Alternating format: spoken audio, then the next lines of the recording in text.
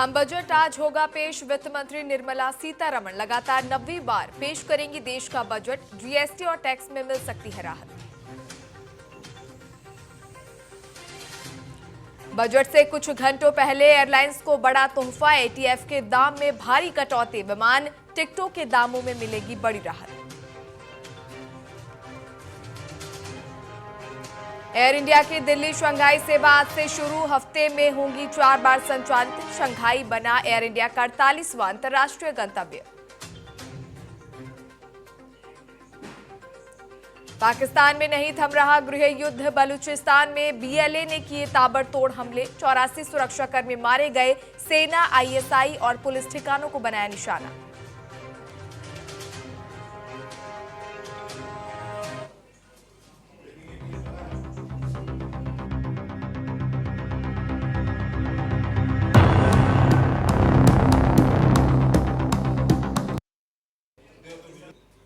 और चलिए, देश का आज आम बजट पेश होने वाला है। हमारे साथ टीएनपी न्यूज के कंसल्टिंग एडिटर गोविंद ठाकुर जी इस पर चर्चा के लिए जुड़ चुके हैं। गोविंद जी, सबसे पहले यही जानना चाहेंगे, इस बार के बजट में क्या कुछ खास होने वाला है? आम जनता को सरकार से इस बजट में काफी उम्मीदें नजर आ रही हैं।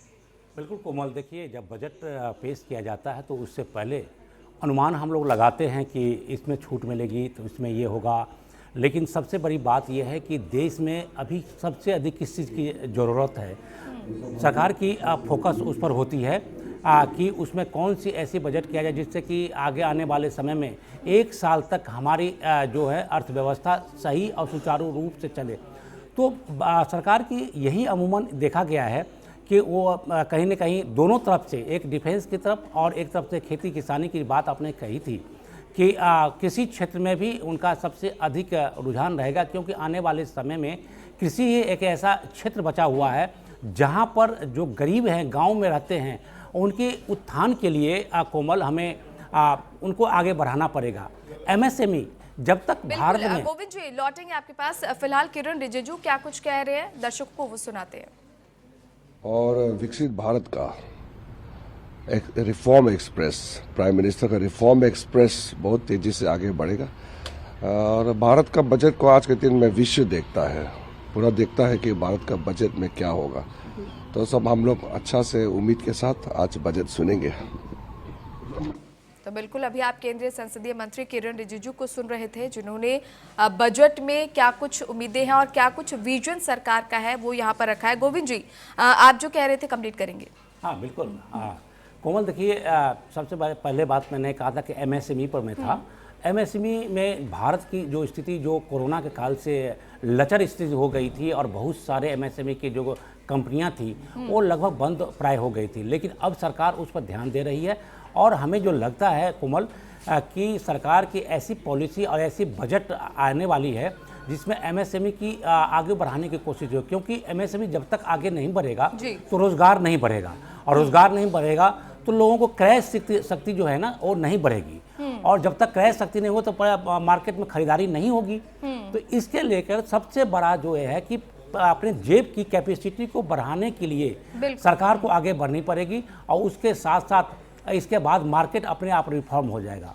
देखिए, दूसरी बात जो है, अंतर्राष्ट्रीय बाजार में वैश्विक स्थिति आप देखिए कोमल, तो बहुत ही लचर व्यवस्था है, डमाडोल की स्थिति है। जिस तरह से ट्रंप आकर उन्होंने टैरिफ वार की स्थिति बना दी है पूरे विश्व में, तो कल क्या होगा, आज क्या है, कल क्या होगा, कोई नहीं जानता है इसको लेकर।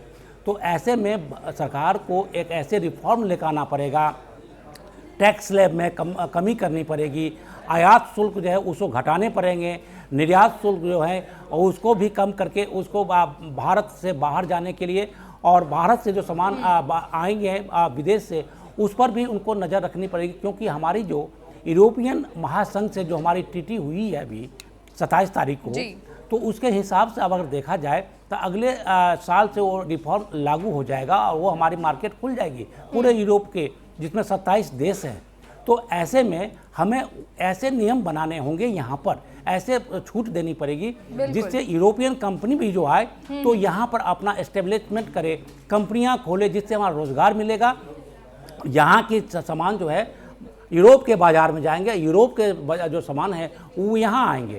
तो दोनों का मुक्त व्यापार के तौर पर दो चीज को छोड़ दिया जाए, लग्जरी कार और शराब। तो ऐसे में वो भी करीब 10% से 20% की है, जो कि पहले 150% हम टैक्स लगाते थे विदेशी शराब को लेकर। तो इस सब में छूट होगी और यहाँ पर भी प्रोडक्शन बढ़ेगा। तो हमें लगता है कि ये सब चीज़ को देखते हुए भारत सरकार और बजट में इस सब का प्रावधान होगा, जिससे कि हमारी अर्थव्यवस्था जो रूट पर चले। और यहाँ क्योंकि अभी भी कहा जाता है कि भारत जो है गाँव का प्रधान है, और वो गाँव को जब तक उत्थान नहीं होगा तब तक आप मार्केट, इंटरनेशनल मार्केट का मुकाबला नहीं कर सकते। क्योंकि खपत जो हमारी है, भारत से अब हमें निर्यात करने, ऐसे सामान को उत्पादन करने हैं गांव में, जो हम न्यूयॉर्क से लेकर वेटिकन सिटी से लेकर जहां तहाँ जितने भी कैपिटल है वहां पर हम अपने सामान को पहुंचा सकें। तो इसके बाद हमारी उन्नति होगी। कोमल, जैसे बिल्कुल गोविंद जी, लगातार सरकार का फोकस भी जो है वो वोकल फॉर लोकल है, वो देखने को मिला है। सरकार भी इस पर काफ़ी फोकस करती हुई नजर आ रही है। गोविंद जी, आपने अंतर्राष्ट्रीय माहौल का जिक्र किया, इंटरनेशनल मार्केट का जिक्र किया। डिफेंस सेक्टर की अगर हम बात करें तो ये मौजूदा हालातों में काफ़ी अहम माना जा रहा है। अमेरिका की बात करें तो उसने भी अपना डिफेंस सेक्टर में जो बजट है वो काफ़ी बढ़ाया था। तो भारत भी इस बार डिफेंस सेक्टर पर ज़्यादा फोकस करने वाला है, क्योंकि जिस तरह के माहौल जो बने हुए, युद्ध की बातें अब इंटरनेशनली हो रही है। बिल्कुल कोमल, बहुत बड़ा सवाल आपने किया है कि देखिए जिस तरह से भारत की स्थिति है, चारों तरफ अगर आप नज़र दोहराएं तो आपको पाकिस्तान पहले हमारा नंबर दुश्मन 1 था, इसके बाद चाइना को हम समझ रहे थे, लेकिन ये तो हैं ही। लेकिन अब धीरे धीरे हमारे चारों तरफ जो मित्र देश थे वो भी तटस्थ हो गए हैं, या नहीं तो हमसे दुश्मनी करने पर उतारू हो गए। बांग्लादेश, फिर आप नेपाल की बात करें तो ये सारी के सारी जो स्थितियां हैं, और इसको पीछे कौन है, वही चाइना है। तो फिर कहीं ना कहीं अमेरिका की पॉलिसी भी हमारे कभी कभी हानि पहुंचाते हैं। जिस तरह से टैरिफ वार उन्होंने हम पे लगाया है, और उनका कहना है अमेरिका का कि तुम हमसे ही व्यापार करो, ये कैसे हो सकता है? भाई हम स्वतंत्र देश से हैं और स्वतंत्र हमारी नीति है, हम किसी से भी करेंगे। ठीक है कि एक नॉर्म्स बने हुए हैं दोनों देशों के बीच में, और उस पर हम आप आगे बढ़ेंगे, लेकिन आपके हर तरह की शर्त तो हम नहीं मान सकते। तो इसलिए आपने देखा है कि रिफॉर्म जो है यूरोपियन महासंघ के साथ हमने किया है। लेकिन अब डिफेंस की बात तक जहाँ तक करें, सिंगूर की जो घटना घटी है, जिस पर हम लड़ाई लड़े हैं पाकिस्तान से, जिसमें हमारी जीत हुई है ज़बरदस्त, और भारत की जो डिफेंस है वो काफ़ी मजबूत हुई है। अब हमें यहाँ से जो ज़रूरत के सामान हम विदेश से मंगाएंगे, इसके लिए बजट बढ़ानी पड़ेगी। और साथ साथ में अब हम इस स्थिति में कोमल पहुँच गए हैं, जो अपने उपकरण यहाँ बनाते हैं, हम भी लड़ाकू विमान बनाना शुरू कर दिए हैं। तो जितने भी छोटे छोटे देश है वो हमारा मार्केट होगा, और वहाँ के जो सरकार है हमसे वो टाई करके हम उनको सप्लाई करेंगे, तो निर्यात करेंगे। इस सब के लिए हमें एक बजट की ज़रूरत पड़ती है। और भारत की जो बजट अभी देखिए जो डिफेंस में है वो इतनी बड़ी नहीं है जितना चाइना के हैं, अमेरिका के हैं, चाहे रसिया के हैं। एडवांस नहीं होते, बिल्कुल एडवांस नहीं होते हैं। तो हमें कुछ न कुछ परसेंट जो है 1 या 2% डिफेंस में अधिक बढ़ाकर करने पड़ेंगे, इसके बाद डिफेंस आगे बढ़ेगा। और साथ साथ में जो हमारे पड़ोसी देश हैं, जो बड़े देश हैं, खासकर चाइना और पाकिस्तान तो हमें सिर्फ परेशान करेगा। और दूसरी बात है कि अब बांग्लादेश भी आ गया, तो बांग्लादेश की भी यही मानसिकता है कि जब तक ये सरकार यूनिट सरकार है तब तक भारत को सचेत रहने की ज़रूरत है। कभी भी कुछ कर सकता है वो, खुद अपने बल पर नहीं, लेकिन चाइना है और पाकिस्तान है, इसके बल पर कर सकते हैं। कि हमें सबसे बड़ा जो डर है वो है चाइना से। चाइना को साधने के लिए हमें डिफेंस सेक्टर में आगे बढ़ना होगा। और मुझे लग रहा है कि आप देखिएगा जब बजट आएगा तो डिफेंस पर बजट कुछ न कुछ बढ़ा के और कुछ न कुछ में प्रावधान होगा। जी बिल्कुल, और इस पर काफ़ी उम्मीदें भी जताई जा रही है। गोविंद जी, इकोनॉमिक सर्वे जो हाल में सामने आया है, गोविंद जी लौटूंगे आपके पास। फिलहाल हमारे सहयोगी अपराजिता भी हमारे साथ लाइव जुड़ चुके हैं इस चर्चा में। अपराजिता, आप लोगों के बीच रही है, ग्राउंड जीरो पर आपने लोगों से बातचीत की है। बजट को लेकर लोग कितने एक्साइटेड नजर आ रहे हैं, कितनी उम्मीदें हैं, क्या कुछ डिमांड जो है वो यहाँ पर देखने को मिली है? बिल्कुल कोमल, देखिए बस थोड़ी देर में फाइनेंस मिनिस्टर निर्मला सीतारमण जो है वो यूनियन बजट पेश करने वाली हैं संसद में, और ऐसे में देश के हर वर्ग की निगाह जो है इस बजट पर टिकी हुई है। अगर बात करें तो इस बार का जो थीम है वो विकसित भारत के थीम पर रखा गया, यानी कि एक नई प्लानिंग के साथ साथ गरीब, युवा और हर वर्ग के लिए जो है इस बजट में कुछ नया लाने की बातें सामने आ रही है। तो देश के हर एक लोगों की निगाहें इस बजट पर टिकी हुई है, क्योंकि ये जो 26 से 27 का जो बजट पेश होगा उसमें यही कहा जा रहा है कि इसमें हर वर्ग के लिए कुछ ना कुछ अच्छा सोचा गया है। जब हम लोगों के बीच में थे तो उसमें हर एक वर्ग जो था वो शिकायत करते हुए नजर आया। महंगाई, टैक्स जैसी चीजों पर जो है बार बार बातें कर रहे थे, किसान भी परेशान थे। अब देखिए, पिछले बार जब यूनियन बजट पेश किया गया था 25 से 26 नहीं करनी चाहिए। एक ओपन, ट्रांसपेरेंट, पारदर्शी जांच हो और जो भी उसमें दोषी पाया जाए, प्रमाण पाया जाए, उस पर कार्रवाई करनी चाहिए।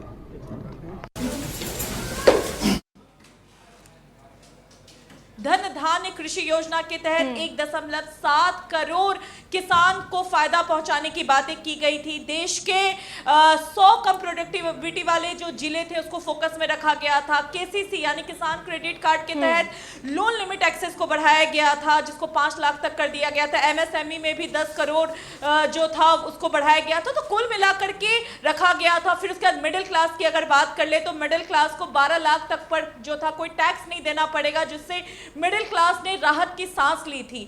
और उसके बाद डिफेंस से लेकर के स्किल डेवलपमेंट के जरिए रोजगार की बातें की थी कि युवाओं को मिलेंगे। तो ऐसे में पिछले बार जिस तरीके से बजट आया था वर्ग संतुष्ट नजर आया था, लेकिन इस बार के बजट में लोगों के बहुत से सवाल हैं कि महंगाई इतनी ज्यादा बढ़ रही है, कमर्शियल सिलेंडर पे जो दाम बढ़े हैं वो इनडायरेक्टली लोगों के जेबों पर जो है वो असर करता हुआ नजर आएगा, यानी कि डायरेक्टली नहीं इनडायरेक्टली जो है वो लोगों को नुकसान पहुंचाएगा। तो ऐसे में हर वर्ग जो है वो शिकायत करते हुए नजर आ रहा था और सबकी उम्मीद है कि इस बार जो है बजट में कुछ ना कुछ ऐसा लाया जाएगा जिसके तहत जो है हर वर्ग को थोड़ी सुविधा मिलेगी। और उसके अलावा आप देखेंगे कोमल, तो किसान के अंदर जो है बहुत असंतुष्टि के भाव नजर आए थे खाद को लेकर के।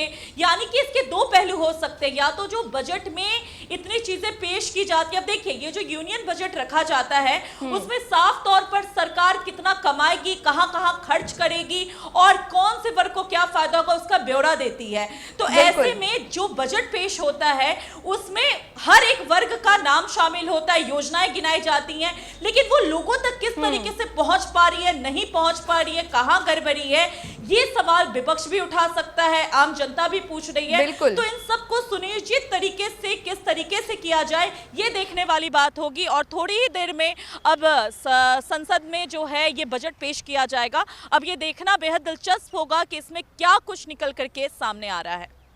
बिल्कुल अपराजिता, आपने किसानों का जिक्र किया है। खाद की समस्या को लेकर किसान काफ़ी परेशान थे, अपने धान को लेकर परेशान थे और एमएसपी की मांग जो है वो लंबे समय से चली ही आ रही है। हालांकि सरकार ने बीच में फैसला लिया भी, लेकिन उसके बावजूद किसानों में कहीं ना कहीं अभी भी असंतुष्टि बनी हुई है। क्या इस बार के बजट में ये उम्मीद जताई जा रही है कि किसान, क्योंकि विकसित भारत का हम जिक्र कर रहे हैं और भारत का जब हम जिक्र करते हैं, जैसा कि गोविंद जी ने भी कहा कि गाँव का विकास सबसे अहम नजर आता है, किसानों का विकास सबसे इम्पॉर्टेंट जो है वो नजर आता है। तो इस बार बजट में किसानों को संतुष्ट करने की कोशिश जो है सरकार द्वारा की जाएगी शायद। बिल्कुल। और कोमल, सबसे बड़ी बात यह है कि किसान अगर ज्यादा लार्जेस्ट वे में प्रोडक्शन करेंगे तभी देश के हर लोगों को जो है वो खाना प्राप्त होगा। तो यानी कि किसान का देश में एक बहुत अहम रोल है। और एक किसान वर्ग अगर नाराज चल रहा है, आप इसी से समझिए कि उनको संतुष्टि लायक न खाद मिल पा रहा है, न वो जो केंद्र सरकार की तरफ से जो योजनाएं लाई गई हैं, चाहे आप किसान सम्मान निधि योजना की बात कर ले, पीएम धन धान्य कृषि योजना की बात कर ले, तो जितनी भी योजनाएं लाई गई थी वो किसानों को हित में रखकर लाई गई थी ताकि किसान वर्ग खुश रहे और ज्यादा से ज्यादा प्रोडक्टिविटी करे, लार्ज प्रोडक्शन करे, जिससे जो है देश के हर एक कोने में लोगों को खाना मिले। तो ये एक बहुत अहम फैक्टर होता है देश के लिए किसान। और ऐसे में जब किसान वर्ग कंप्लेन करते हुए नजर आते हैं तो इसका सीधा सा मतलब यही है कि किसान वर्ग असंतुष्ट है, जो योजनाएं लाई जा रही हैं उसका लाभ वो सीधे तौर पे नहीं उठा पा रहे हैं। अब मैं एक किसान से बात कर रही थी तो उसमें उन्होंने खाद का जिक्र किया। और ये सिर्फ एक किसान की बात नहीं है, बिहार इलेक्शन के दौरान भी हमने देखा था कि किसान वर्ग जो था वो नाराज नजर आ रहा था कि किसानों को जो फायदा मुहैया कराया जाता है वो सीधा नहीं जाता। अब एमएसएमई के तहत 10 करोड़ का जो है वो बढ़ाया गया था, क्रेडेंशियल की जो बातें होती हैं, लेकिन शायद किसानों तक पहुंच नहीं पा रहा है या फिर उनको ज्यादा जानकारी नहीं है। इसके अलावा आप देखेंगे धन धान्य कृषि योजना के तहत जो था किसानों को फायदा पहुंचाने की बात की गई थी। केसीसी के तहत जो है 5 लाख लोन लिमिट एक्सेस बढ़ा दिया गया था, लेकिन बावजूद इसके किसानों को जो है उनके खाद के लिए पर्याप्त चीजें नहीं मिल पा रही हैं, लंबी लंबी लाइनें लगने की बातें वो करते हुए नजर आए। तो आप इसी से समझिए कि या तो यहाँ पर सरकार जो है बजट पेश करने के बाद सुचारू रूप से उसको काम करवाने में कारगर नहीं साबित हो रही है, या फिर कहीं ना कहीं किसानों को इसकी जानकारी कम है। हर एक एंगल हो सकता है। तो ये देखना बेहद जरूरी है कि जो अगर बजट पेश होता है और सभी वर्ग को ध्यान में रखते हुए होता है तो वो बजट लोगों तक, आम जनता तक किस तरीके से पहुंचता है। तो इसके लिए भी एक अवेयरनेस प्रोग्राम चलाना चाहिए कि बजट में कौन से वर्ग को क्या क्या फायदा दिया गया है, ताकि लोग ज्यादा जागरूक हो, अपने हक को पहचाने और उसका फायदा उठा सके। बिल्कुल अपराजिता, आपने एक बहुत इंपॉर्टेंट पॉइंट यहाँ रखा है कि लोगों को जानकारी ही नहीं होती है। कई बार तमाम योजनाएं सरकार चलाती है, उनकी जानकारी नहीं होती है, तमाम तरह की बातें जो है उनको पता ही नहीं होती कि सरकार द्वारा किस तरह के लाभ जो है उनको दिए जा रहे हैं। गोविंद जी, अपराजिता ने अभी मिडिल क्लास का जिक्र किया है। मिडिल क्लास का सबसे अहम रोल रहा है देश के विकास में, और टैक्स पेयर्स भी है। उसके बावजूद मिडिल क्लास ज़्यादा सेटिस्फाई नहीं हो पाता बजट से। तमाम तरह की शिकायतें भी हमने देखी है। महंगाई को लेकर सबसे ज़्यादा परेशान है। युवाओं की बात करें तो बेरोजगारी को लेकर परेशान है। मिडिल क्लास के लिए ये बजट राहत भरा रहने वाला है या फिर टेंशन वाला? देखिए कोमल, ये तो नहीं कहा जा सकता है कि मिडिल क्लास जो है और युवा कितने संतुष्ट होंगे, ये तो बजट के बाद ही होगा। लेकिन उम्मीद एक रखी जाती है। हर बजट से पहले हम लोग जो बात करते हैं और उससे बिल्कुल। गोविंद जी लौटेंगे आपके पास। फिलहाल मनीष तिवारी क्या कुछ कह रहे हैं आपको which have not been addressed over the past 1 decade. Now, for almost 10 years, the nominal GDP has been declining. The tax buoyancy is completely absent. Private capital expenditure or private capital investment has not kicked in. The economy is being run by public capital expenditure. Foreign direct investment has declined. So therefore, structurally, the Indian economy, beyond this very robust GDP number which they are trying to talk up, is afflicted by serious problems. And I do hope that the finance minister would recognize these structural inequities in the Indian economy and would be honest enough to address it. बिल्कुल, चलिए ठीक है, मैं गोविंद जी के पास लौटेंगे। गोविंद जी आप जी। देखिए कोमल, हम बात कर रहे थे कि युवा और जो मझोले मिडिल क्लास के बारे में। तो मिडिल क्लास क्या है कि भारत की एक तरह से टैक्स पेयर है सबसे अधिक, और उनको उम्मीद रहती है कि हमें टैक्स में छूट मिले। देखिए पिछले बजट में आप देखें तो काफ़ी छूट दी गई थी, 12 लाख तक कर दी गई थी।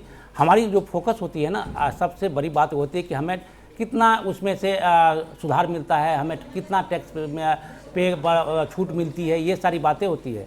लेकिन सारी की सारी उससे बियॉन्ड आप चले कोमल, तो जब तक हमारी, मैं पहले भी ये बात कह रहा था कि जब तक हमें कमाने की कैपेसिटी आगे नहीं बढ़ेगी तब तक टैक्स पर सुधार करने से उतना फ़ायदा नहीं होगा जितना कि हमें रिफॉर्म से। कल आप देखा होगा कि प्राइम मिनिस्टर ने कहा कि रिफॉर्म्स एक्सप्रेस आएगा, यानी बजट जो आज का है वो आपको एक्सप्रेस की तरह से उसमें रिफॉर्म किया जाएगा। पूरे भारत की जो भी योजनाएं हैं, जो भी उनकी कल्पना है, उसके हिसाब से अगर देखा जाए तो हर एक क्षेत्र में इस वक्त सुधार की बात कही जा रही है। तो सबसे बड़ी बात है, मैंने यही कहा था कि युवा वर्ग को रोजगार चाहिए और आम लोगों को महंगाई से त्रास चाहिए। लेकिन एक बात आपको देखना पड़ेगा कोमल जी, कि भारत में की जो रुपए की जो स्थिति है डॉलर के मुकाबले वो क्या है, वो बहुत ही खराब स्थिति में है, चरम पे है। इससे अधिक कभी आज तक नहीं हुआ था। जो महंगाई है वो डॉलर के मुकाबले भारत की जो कैपेसिटी है रुपए है वो काफ़ी नीचे चले गए हैं। तो महंगाई बढ़ेगी। हमें सारी रिफॉर्म्स करके रुपए को ऊपर लाना है, यानी कि हमें 80 के आसपास लाएं तो तो भारत के रिफॉर्म्स क्या एक्सप्रेस क्या वो बुलेट की तरह आगे बढ़ेगा, लेकिन उसको लाने के लिए हमें बहुत काम करने पड़ेंगे। जी बिल्कुल गोविंद जी, रुपए का आपने जिक्र किया है। इकोनॉमिक सर्वे की अगर हम बात करें तो भारत जो है वो दुनिया का सबसे बड़ा पावर हाउस बना है। ग्रीनफील्ड निवेश में भारत चौथे नंबर पर है और इसके अलावा जीडीपी जो है वो बढ़ी है हमारी। तो क्या कारण है रुपया इतना गिरते जा रहा है डॉलर के मुकाबले? बिल्कुल, देखिए ये सारा का सारा वैश्विक मार्केट पर डिपेंड करता है कि हमारे निर्यात और हमारे आयात क्या है। तो भारत तो निर्यात करते हैं, लेकिन हम आयात काफ़ी करते हैं और उसके हिसाब से देखा जाए तो हमारी बाजार की कैपेसिटी क्या है, तो उसी पर डिपेंड करता है कि हमारी जो कैपेसिटी है वो कितना आगे बढ़ा है। तो हमें उसको आगे बढ़ाना पड़ेगा।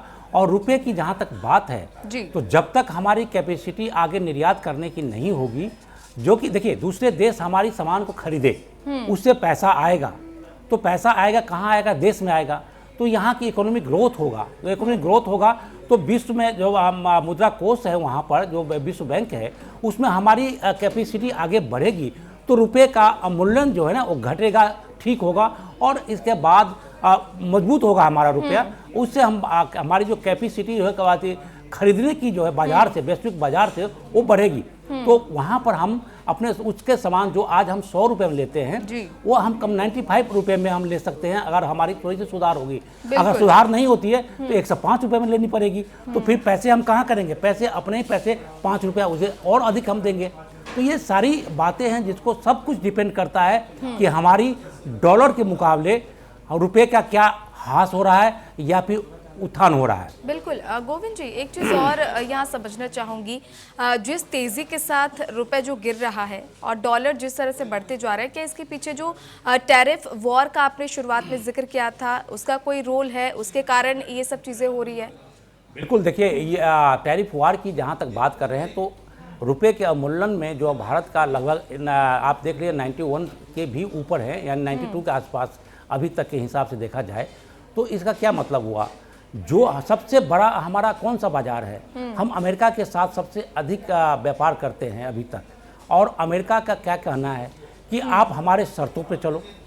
तो अभी तक में हमने व्यापार करके अमेरिका से चाहे दूसरे देशों से व्यापार जो किया, उसके बाद हमारी जो डॉलर की कैपेसिटी के हिसाब से हमारी कैपेसिटी काफ़ी अवमूल्यन हो गया। अब उसके हिसाब से अगर टैरिफ वार के हिसाब से आगे भी चले तो हमारे रुपए जो हैं, हमारे जो कैपेसिटी है पैसे की खरीदने की, वो और गिरेंगे। इसलिए भारत सरकार ने जो रिफॉर्म लाया है यूरोपियन महासंघ के साथ जी, वो काफ़ी सोच समझ कर लाया है। अगर इसके साथ हम मतलब कोई भी कर मुक्त व्यापार करते हैं उनके साथ में, तो उनके सामान हमारे पास, हमारे सामान उनके पास जाएंगे। इसमें हमारे रुपए का थोड़ा सा लेकिन मजबूत गोविंद होगा। जी, जो यूरोपीय संघ के साथ जो रिफॉर्म्स चल रहा है, क्या इससे अमेरिका फिर से नहीं जुड़ेगा? क्या इससे ट्रंप फिर से कोई बड़ा एक्शन लेने की बात नहीं करेंगे? देखिए, ट्रंप की तरफ से पहले भी आप देखिए धमकियां मिलती रही थी भारत को कि आप अगर यूक्रेन से चाहे किसी और से या रसिया से आप तेल खरीदते हो तो हम आप पर इतना टैरिफ लगा देंगे। फिर आप कहा कि आप ईरान से ये सामान लेते हो, वहाँ से पेट्रोल में लेते हो, तो हम आप पर 10% और लगाएंगे, 25% और लगाएंगे। देखिए, ये तो उनकी धमकी है। लेकिन जहाँ तक यूई के साथ हमने जो समझौता किया है, जो कि अगले साल से ये काम करना शुरू कर देगा, तो अमेरिका हमें अभी गिदरभबकी देगा कि हम आप पर टैरिफ लगा देंगे, यहाँ पर ये कर देंगे। लेकिन भारत इतने संप्रभु देश हो गया है और पूरे विश्व की नज़र भारत पर है। तो ऐसे में आप अमेरिका की वो धमकी, कोई छोटा देश नहीं है, पाकिस्तान नहीं है, हम बांग्लादेश नहीं है, चाहे कोई और छोटा देश नहीं है जो कि हम की बात को हम पे असर पड़ेगा। हाँ, हमारी असर हम पर पड़ेगी, वो पड़ेगी इनडायरेक्ट रूप से व्यापार के क्षेत्र में, चाहे किसी न किसी दूसरे तरह से तंग करने से। जैसे बांग्लादेश को उकसा दिया, कभी पाकिस्तान को उकसा दिया, कभी किसी और को उकसा दिया, तो हमें हानि होगी इसको लेकर। और जहाँ तक हमें अपने नए बाजार को हमने खोज रखा है, खोजा है और आगे भी हमारी डील अलग अलग देशों के साथ अलग अलग हो रही है। बिल्कुल, तो ये यानी कुल मिलाकर गोविंद जी कहा जा सकता है कि ट्रंप का ये रवैया रहा है जो धमकाने वाली बात कही गई, इससे पहले भी कई तरह की धमकियां दी गई थी और टैरिफ लगाया भी। और इसके अलावा भारत की बात करें तो भारत पूरी तरह से कोशिश कर रहा है कि वो इंडिपेंडेंट बने, अपनी जो भी चीज़ें हैं जिसके लिए वो दूसरे देशों पर निर्भर है, खासकर अमेरिका जैसे देशों पर, अमेरिका चाइना हो गया, तो वो अपने ही घर में बनाने की कोशिश कर रहा है। आत्मनिर्भर भारत का जो हम लगातार जिक्र कर रहे हैं उस पर सरकार का काफ़ी फोकस जो है वो नजर आ रहा है। आप